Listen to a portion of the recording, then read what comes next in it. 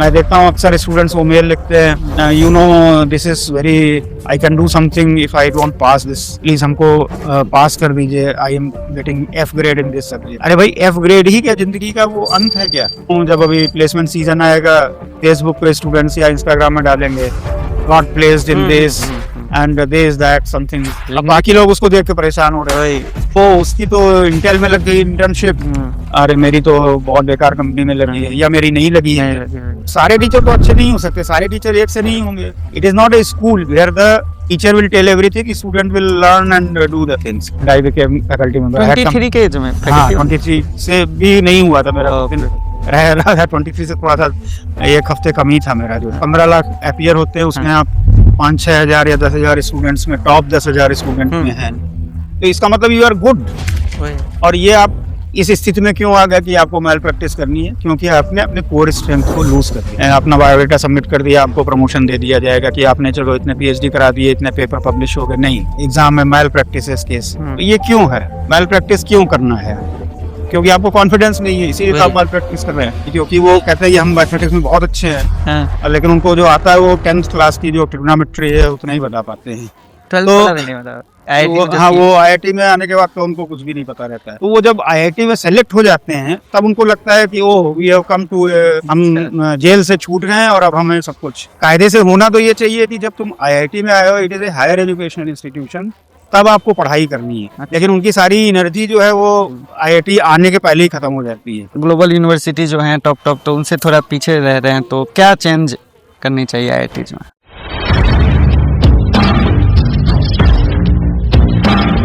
Sir अभी फिलहाल मतलब देख रहे हैं आईआईटी का ग्लोबल यूनिवर्सिटी जो है टॉप तो उनसे थोड़ा पीछे रह रहे हैं, तो क्या चेंज करनी चाहिए आईआईटी में? पहली बात तो है कि ये थोड़ा सा परसेप्शन बन गया है कि हम लोग टॉप यूनिवर्सिटीज से थोड़ा नीचे हैं।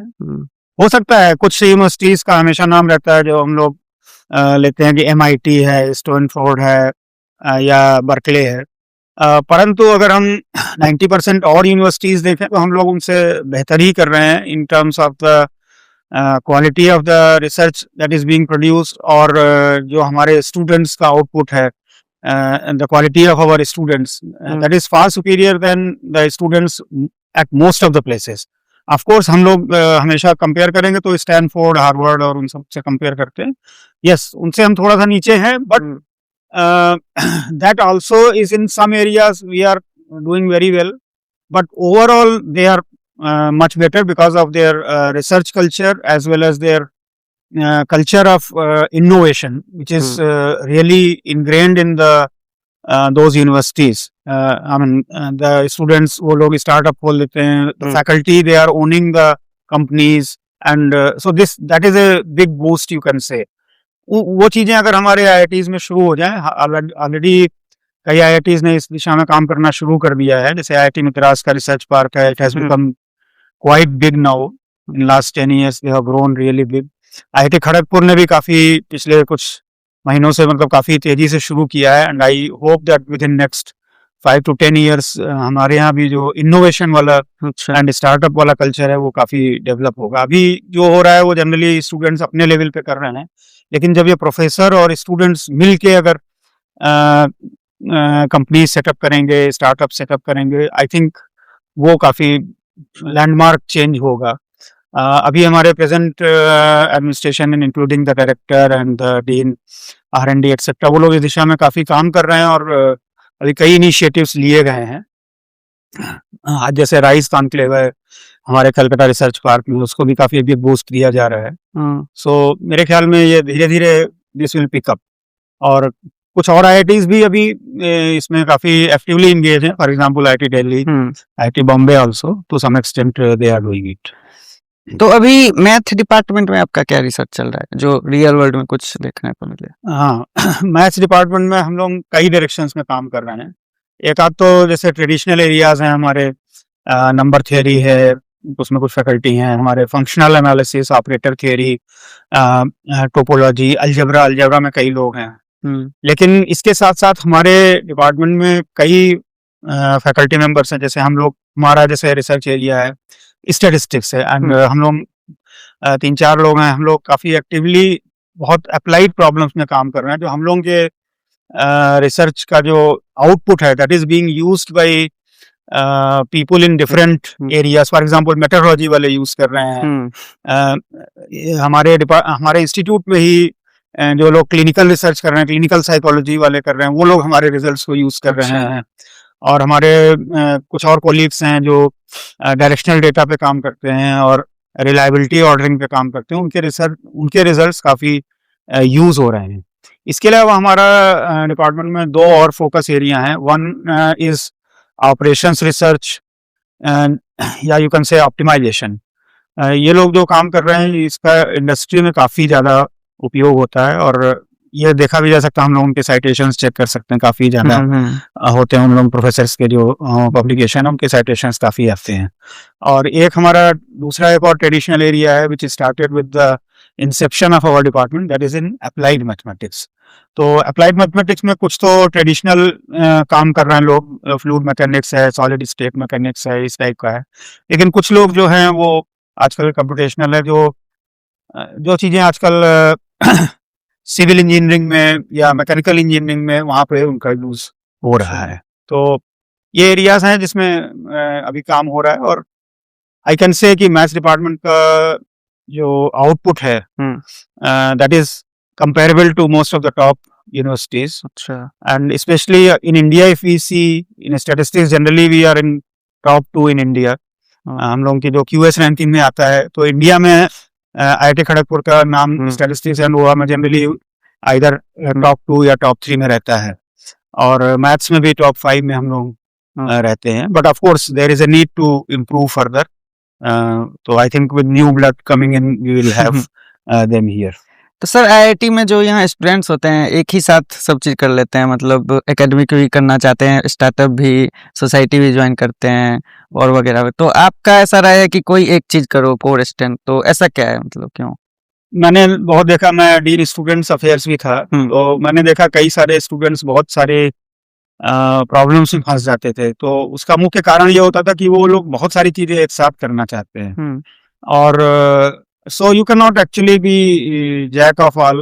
If you are jack of all, then you will be master of none. So that is my view. And in fact, I had seen one student from mechanical engineering department, and he was very good student. अच्छा। But then he came to me and he was in severe mental health crisis.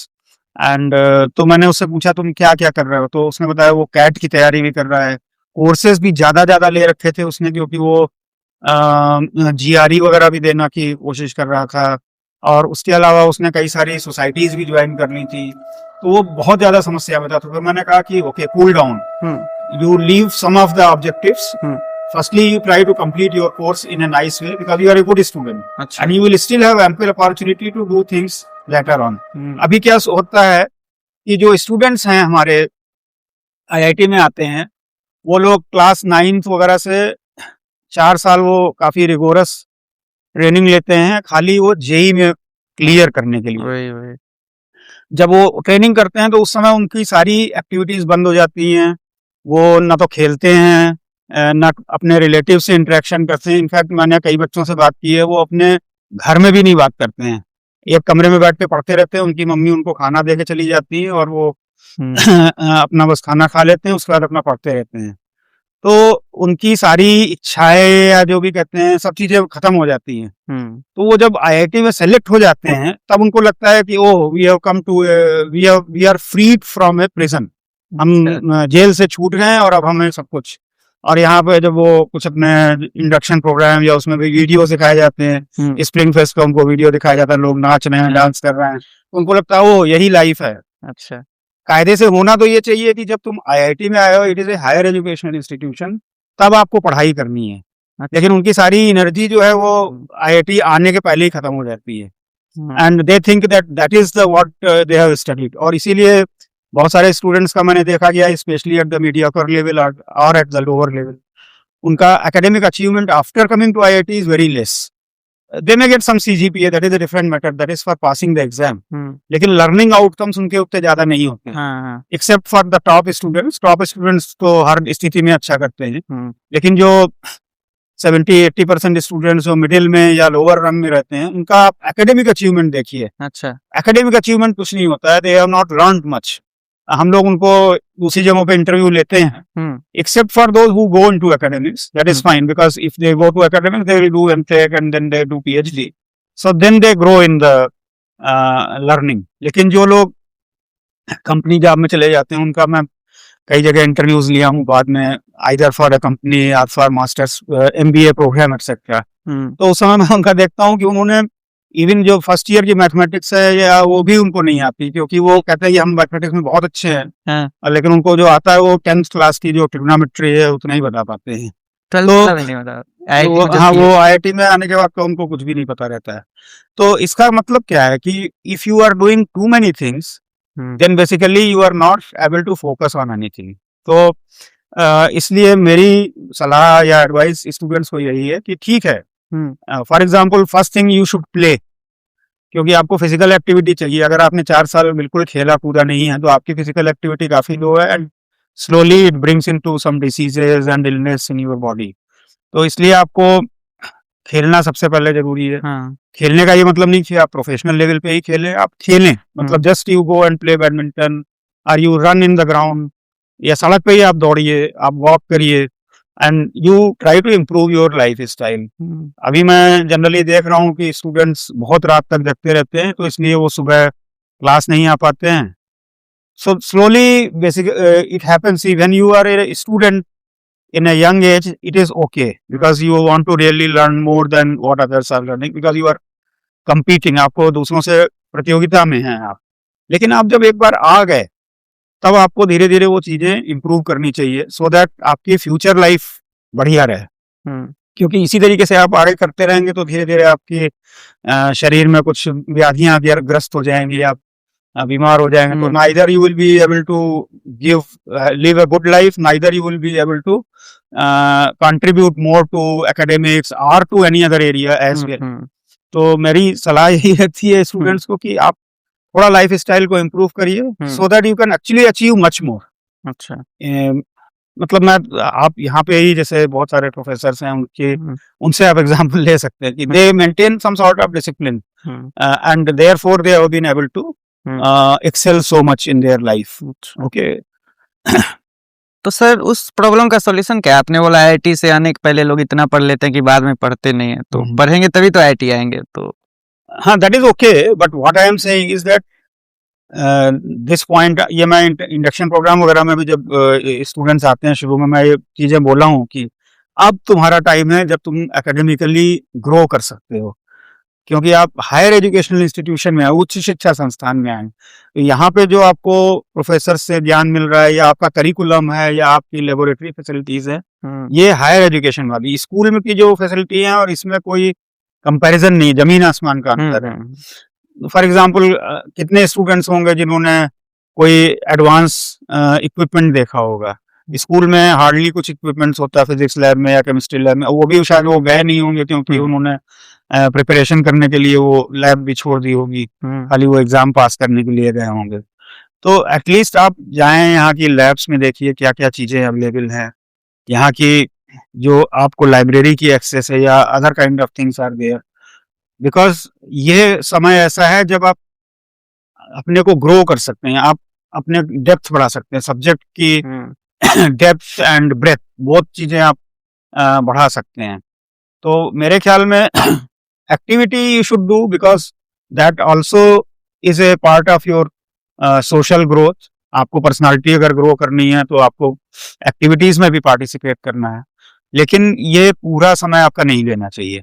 आप अपने time को manage करिए। आप मान लीजिए आप 50% time अपने एकेडमिक्स में लगाते हैं, आप मान लीजिए 20% टाइम अपने गेम्स वगैरह में लगाते हैं, आप 10% और 20% टाइम्स अपना रिलेशनशिप्स में, या फिर आप अपने कोई एक्टिविटी जो भी सोशल कल्चरल या कोई भी एक्टिविटी है उसमें आप लगाते हैं। तो इस तरीके से आप अपने टाइम को डिवाइड करिए। अगर आप फुल टाइम खाली सोसाइटीज, क्लब्स एंड एक्सेट्रा करेंगे तो आप एक जगह पे पिछड़ जाएंगे, जो कि आपका मेन कोर स्ट्रेंथ था, और उससे क्या होता है कि आपका कॉन्फिडेंस लूज हो जाता है।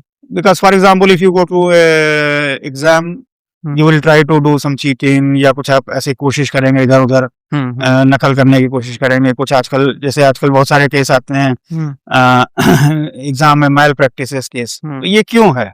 मैल प्रैक्टिस क्यों करना है आपको? क्योंकि आपको कॉन्फिडेंस नहीं है, इसीलिए तो आप वही। मैल प्रैक्टिस कर रहे हैं। Hmm, if you see IIT system, you are having exam made by your own professor, तो उसमें कोई तो क्या दिक्कत है भाई? उसने जो पढ़ाया वही तो पूछेगा। हाँ, ये कोई यूनिवर्सिटी एग्जाम तो है नहीं, या बोर्ड एग्जाम तो है नहीं। यूनिवर्सिटी एग्जाम में होता है पेपर कहीं दूसरे लोग बना के बेचते हैं, हम्म, और क्लास में कुछ पढ़ाया पता नहीं वो उसमें आएगा, मैच करता है कि नहीं करता है। So therefore it is very competitive in the exam. Hmm, IIT system में तो आपके ही प्रोफेसर जो पढ़ा रहे हैं वही एग्जाम ले रहे हैं, हम्म, तो इसमें तो कोई दिक्कत ही नहीं है। मतलब what he has taught in the semester that only is वही। Being asked, so why should you need malpractice? आपको क्यों कॉपी लिखनी है? या कुछ लोग टेबल पे लिख लेते हैं, या कोई हम्म, कुर्सी निकालते हैं, या फिर आजकल मोबाइल से वो वही। कहीं जाके बाथरूम में कुछ ढूंढने की कोशिश करते हैं। तो ये आपका कॉन्फिडेंस खत्म हो गया। हाँ, see you are such a good student, you came and qualified for the IIT, because आपने कितने सारे स्टूडेंट्स, 15 लाख अपियर होते हैं उसमें, हाँ, आप 5-6 हजार या 10,000 स्टूडेंट्स में टॉप 10,000 स्टूडेंट में हैं, तो इसका मतलब यू आर गुड। वही। और ये आप इस स्थिति में क्यों आ गए कि आपको मैल प्रैक्टिस करनी है? क्योंकि आपने अपने कोर स्ट्रेंथ को लूज कर दिया, आपने कोर स्ट्रेंथ को बिल्डअप नहीं कर रहे हैं। हम्म, तो कोर स्ट्रेंथ को बिल्डअप करना is the main thing. For example आप कोई भी और दूसरे एरियाज ले लीजिए, जैसे कोई आप क्रिकेट ले लीजिए, बहुत बच्चे क्रिकेट देखते हैं, तो क्रिकेट में क्या है, प्लेयर अपनी कोर स्ट्रेंथ, जैसे विराट कोहली है, तो विराट कोहली की कोर स्ट्रेंथ क्या है? बैटिंग है। हाँ, बैटिंग में उसके क्या है, कट्स हैं या कुछ कवर ड्राइव। ग्लांसेस हैं, कवर ड्राइव है, वो उस पे strength, that is his strength, and he has worked on that and he has sacrificed his other parts of the life for that. He mention, उसका interview आप सुनिए, हाँ, कि जैसे वो कहता है कि मैं पहले ये करता था, पार्टी अटेंड करता था, मैंने सब छोड़ दिया, मैं अपने को, तो इसीलिए इस एज पे भी जाके वो इतना अच्छा खेल रहा है। अभी भी अभी और century- अलग अलग शॉट लगा रहे हैं। हाँ, Right. अभी मार रहा है, तो ये चीज आप तभी कर सकते, और कॉन्फिडेंस देखिए ना हाँ, आप उसका, हाँ। You look at the confidence of that person. वही, वही। The confidence can grow only if your core is strong. So मेरी सारे ही स्टूडेंट से यही रिक्वेस्ट है कि please develop your core strength, because the core strength gives you the super confidence of doing anything in the life. जैसे हम mathematics के हैं, and so when I was student I develop my mathematical skills, कि हमने mathematics को काफी strong किया अपना, फिर बाद में धीरे धीरे हम स्टैटिस्टिक्स में आ गए, और when I was in my graduation, then in post graduation and then in PhD, and जो भी हमको सब्जेक्ट पढ़ाए गए, तो ऐसा नहीं कि हमको भी सारे सब्जेक्ट क्लास में जब हम पढ़ते थे तो सब चीज एकदम से बढ़िया से समझ में आ जाती थी, ऐसा नहीं था। उस समय हम लोग भी स्ट्रगल करते थे, काफी डिफिकल्ट लगता था, लेकिन अल्टीमेटली हम लोग, मतलब जिसे कहते हैं ना कि we grieve out of it, हम लोग उसको करके, हाँ दिखाना है हमको, क्लियर करना है, एग्जाम करना है, और वो in that process we learn, and that learning is the what we give me the confidence. अगर हम खाली ग्रेड लेते कि चलो हम टॉपर हो गए या 8 पॉइंट सीजीपीए आ गया, वो नहीं है। Apart from getting a grade, we also learned the subject, and that gives the confidence. So that is why in my class many students are asking, sir वो एब्सोल्यूट ग्रेडिंग होगी कि relative grading होगी? अरे भाई उससे क्या होता है, इट डजंट मैटर। आपने सब्जेक्ट सीखा कि नहीं सीखा, भले ही आपको सी ग्रेड मिला या बी ग्रेड मिला, लेकिन उस सब्जेक्ट को आपने सीखा कि नहीं सीखा। हम कह सकते हैं कि हमने, जब हम अपनी मास्टर्स कर रहे थे तो हमको किसी क्लास में सी ग्रेड मिला था किसी एक सब्जेक्ट में, लेकिन वो सब्जेक्ट मुझे बहुत अच्छा आता है। अच्छा। एंड इनफैक्ट अभी भी हम इंटरव्यूज में जाते हैं तो क्योंकि कैंडिडेट्स तो सभी एरियाज के अपियर होते हैं, मैं उनसे क्वेश्चन पूछता हूँ उसमें। अच्छा। एंड सो क्योंकि हमने सब्जेक्ट सीख लिया, ग्रेड थोड़ा सा कम आया लेकिन ठीक है, सब्जेक्ट तो सीख लिया मैंने जो है।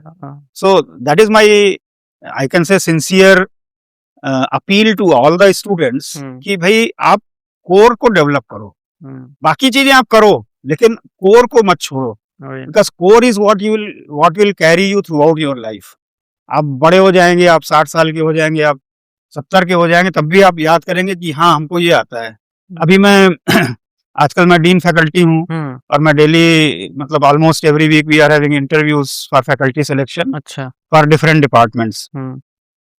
तो my job is to request experts who are from the different IITs or from different institutions to come and help us in the selection committee.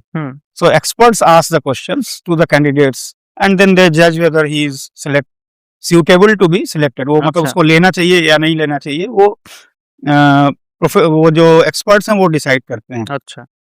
अब मैं देख रहा हूँ एक एक्सपर्ट थे, ही इज क्वाइट मतलब senior, like he is just cross 65। और मैं देख रहा था and he started asking in core probability theory. वो पूछ रहे थे कैंडिडेट से सेंट्रल लिमिट थ्योरम बताओ, लॉ ऑफ लार्ज नंबर्स बताओ, फिर वो मार्कोव चेन पूछा उन्होंने, तो मैंने उनसे कहा, मैंने कहा कि ये तो मेरे क्वेश्चन है। But he was so strong. Then मैं उनका प्रोफाइल देखा, आजकल तो ये फैसिलिटी है, तो मैंने देखा उनके papers journal of applied probability में है, क्यूइंग सिस्टम्स में है, and he is a professor of electronics. अच्छा, but he is so strong in probability theory and he was asking questions to the candidates. So that confidence will come only if you are strong in your own subject. So that is what my feeling is. अच्छा, तो अभी IIT में जो faculty है तो उसमें promotion का जो सीन होता है, एसोसिएट मतलब असिस्टेंट टू एसोसिएट फिर प्रोफेसर, तो अंदर अंदर ही हो जाता है कि फिर उसमें भी बाहर से एक्सपर्ट आता है? से जाते हैं या तो in IIT system actually all the positions are open. Open means that they are competitive. आप अपनी पोस्ट पे प्रमोट नहीं होते हैं कि आप खाली अपना बायोडाटा सबमिट कर दिया, आपको प्रमोशन दे दिया जाएगा कि आपने चलो इतने पीएचडी करा दिए, इतने पेपर पब्लिश हो गए. नहीं, आपको इंटरव्यू में अपीयर होना पड़ेगा जिसमें दूसरे कैंडिडेट भी होंगे जो कि बाहर के होंगे, और सब कैंडिडेट्स का इंटरव्यू होगा. उसमें वो डिसाइड करेंगे कि भाई इसको देना चाहिए या नहीं देना चाहिए. आपका अपना अचीवमेंट ठीक है, आपको मिनिमम क्वालिफिकेशन होना चाहिए कि आपने इतने साल सर्विस कर लिए है, आपने इतनी पीएचडी गाइड करा ली है, और आपने इतने पेपर लिखे हैं, आपने इतने अमाउंट के प्रोजेक्ट्स लाए हैं, स्पॉन्सर्ड प्रोजेक्ट्स आपने किए हैं या कंसल्टेंसी प्रोजेक्ट किए हैं, आपने और भी कुछ बहुत सारी एक्टिविटीज की. जैसे हम लोग सारे प्रोफेसर्स या सारे फैकल्टी मेंबर्स से एक्सपेक्टेड है कि they will do service in the hostels, they will become wardens, assistant wardens, gym खाना है, बहुत सारी जगहों पे हमारे. आप किसी भी एरिया में जाइए आपको फैकल्टी मिलेंगे, spring fest chairman, rector's nominee, NSO coordinators. So all the places you will find professors. So that is also there, that they will contribute to all these places. However, they should clear the interview. That is the main thing. They should clear the interview. That is the main thing. And in the interview, they have to compete with other candidates as well. So promotion is not simple story in IIT system. A faculty member who joins IIT has to continuously work upwards. So that means he has to work hard to prove himself that okay, now he is eligible for next promotion. That means he can become associate professor. Once he is associate professor, he is again competing with others to become professor. And even after becoming professor, there are other selection cadres. And then the people try to become like they want to take up administrative positions, like becoming director or vice chancellors in some universities or institutes. For that, again, they have to compete. So at every stage, it is a competition. It is not a selection at any place. तो अभी ऐसा ही process चलता है? यही process है. That is a statutory, because IITs are framed by the Act of Parliament. तो जो act of parliament है उसमें ये सब लिखा हुआ है कि कैसे कोई प्रोफेसर प्रमोशन कैसे होगा, क्या होगा, एवरीथिंग इज उसमें लिखा हुआ है. अच्छा, तो सर आप जब डीन ऑफ स्टूडेंट अफेयर्स थे तो कोई रूट कॉज बताएंगे स्टूडेंट लोग इतना क्यों सुसाइड वगैरह करते हैं? यस, तो पहली बात तो ये है कि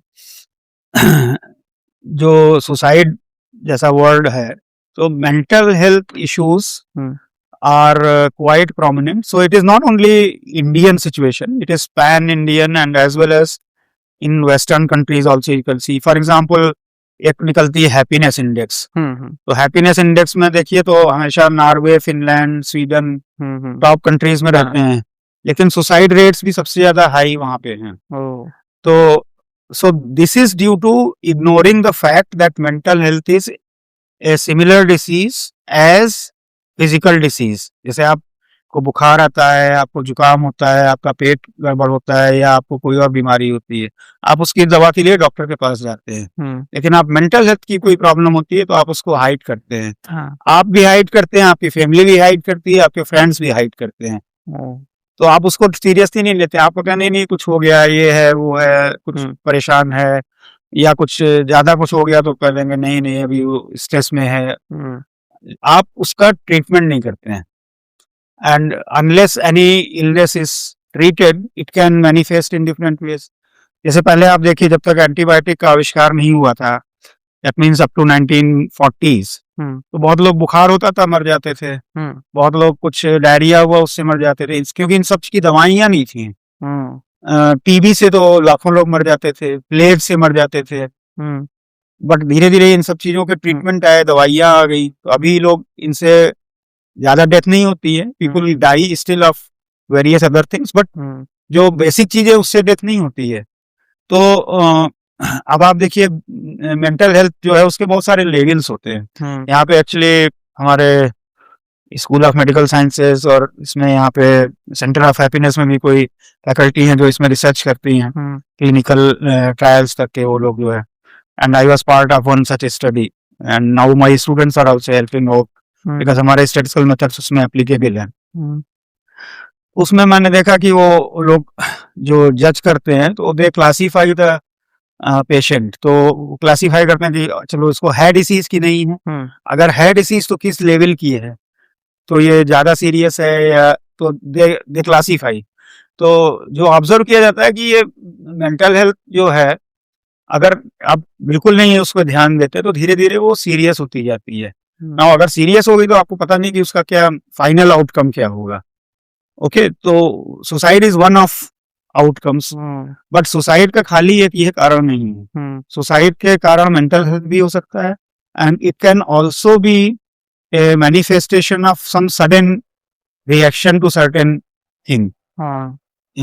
तो ये तो मैंने ऑब्जर्व किया है, जो सोसाइटी में है लोग जैसे कहते हैं घर में कुछ लड़ाई हो गई and one person went and committed suicide.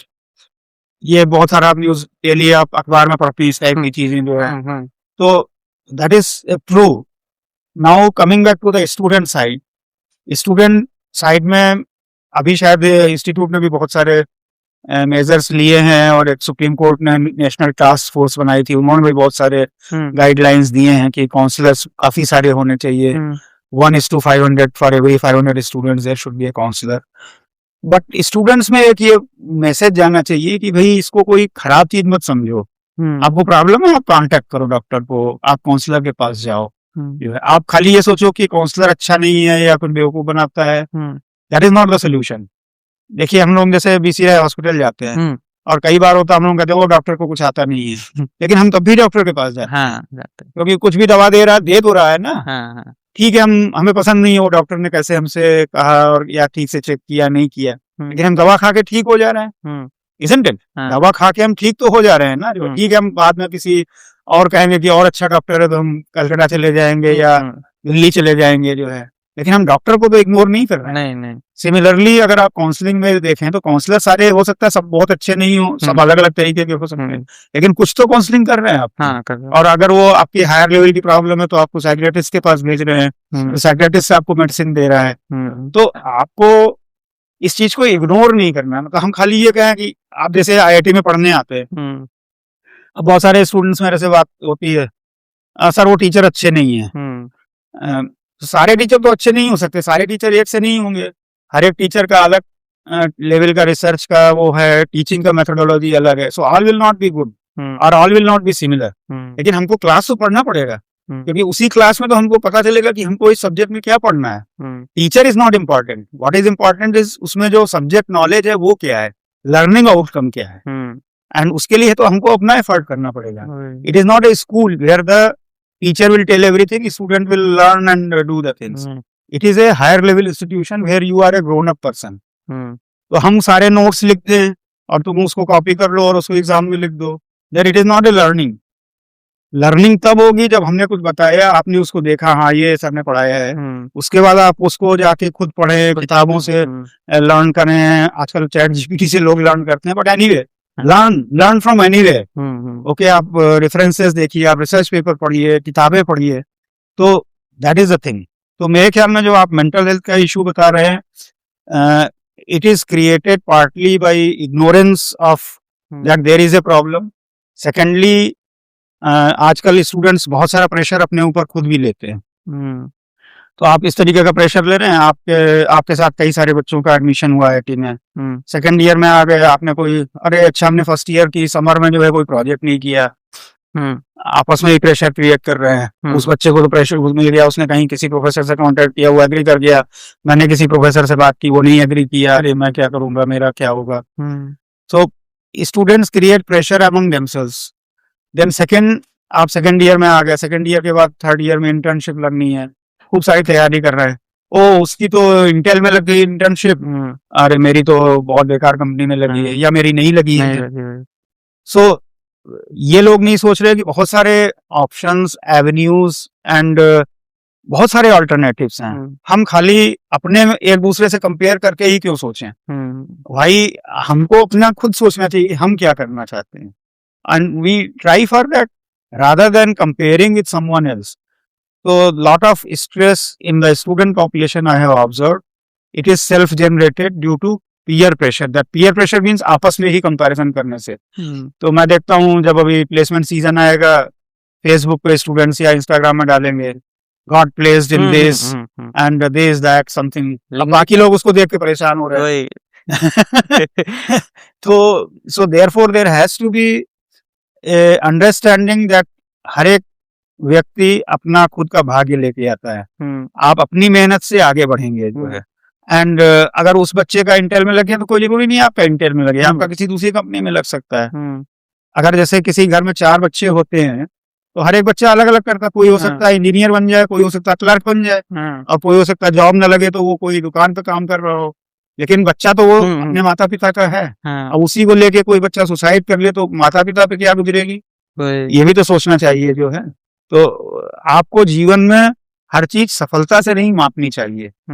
आपको हर चीज जो है ये देखना चाहिए कि आप समाज के लिए उपयोगी हैं और समाज से आपको कुछ मिल रहा है कि नहीं मिल रहा है। आपको बहुत कुछ समाज ने दिया है, आपके पेरेंट्स ने बहुत कुछ दिया है, आप इस चीज को देखिए। आप खाली ये मत देखिए कि अरे हमको ये जॉब नहीं मिली तो हम सुसाइड कर लेंगे, अरे हमको प्लेसमेंट नहीं मिला, या हम कोई एग्जाम में क्लियर नहीं कर पाए। मैं देखता हूँ अक्सर स्टूडेंट्स वो मेल लिखते हैं, you know this is very, I can do something if I don't pass this, please हमको पास कर दीजिए, I am getting F grade in this subject. अरे भाई F ग्रेड ही क्या जिंदगी का वो अंत है क्या? भाई आपको F ग्रेड मिला, ठीक है, आप नेक्स्ट टाइम कर लीजिए। आपको मान लीजिए कहें कि हमारा 6 महीने देर हो गया या 1 साल डिले हो गया, तो क्या हो गया भाई? लाइफ तो आपकी 70-80 साल की है, isn't it? आपका 1 साल या 6 महीने डिले हो गया, आप हो सकता है वो 6 महीने में कुछ और चीज कर ले। हाँ, आप हो सकता है कि उस चीज वो दैट में भी ए लर्निंग फेज फॉर यू। आप हो सकता है उस सब्जेक्ट को इतना अच्छा पढ़ ले बाद में कि आप आगे उसी सब्जेक्ट में एक्सेल कर ले। बहुत सारे लोग मैंने देखा है जो प्रोफेसर वगैरह, वो कहेंगे कि मैं तो इस सब्जेक्ट में फेल हो गया था जब मैं पढ़ता था जो है, लेकिन बाद में उसी सब्जेक्ट के प्रोफेसर बने बैठे हैं।